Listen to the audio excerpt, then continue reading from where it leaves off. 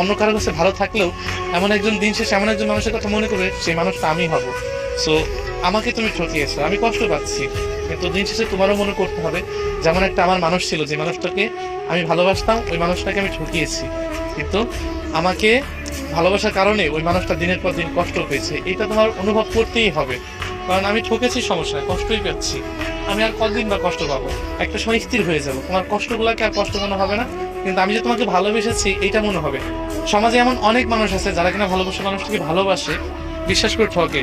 তাদের না ওই কাঁচের গ্লাসের মতো দেখা যাচ্ছে কি ভেঙে টুকরো টুকরো হয়ে গেছে, বিশ্বাসটা বারবার জোড়া লাগাচ্ছে, আবার ভেঙে যাচ্ছে, আবার জোড়া লাগাচ্ছে, আবার ভেঙে যাচ্ছে, কিন্তু মাঝখান থেকে না একটা দাগ থেকে যায়, যেটা কিনা কখনোই মোছাতে পারবেন না। তো ভালোবাসার ক্ষেত্রে না বিশ্বাসগুলো এরকম, যে একবার ভেঙে গেলে সেটা আপনি কখনোই জোড়া লাগাতে পারবেন না। আর যদি স্বার্থের কারণে অন্য মানুষের কাছে চলে যান, সেটা তো কোনোদিনও সম্ভব হয় না। সো ভালোবাসার মানুষ থেকে বিশ্বাস থাকাকালীন ধরে রাখার চেষ্টা করুন।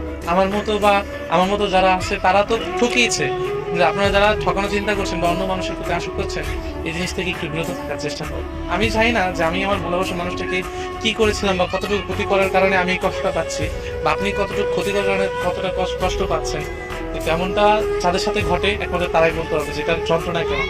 বিশ্বাস তেমনই, যখন ভেঙে যায় না তখন সবকিছু তছনছ হয়ে যায়, একদম সবকিছু তছনছ হয়ে যায়।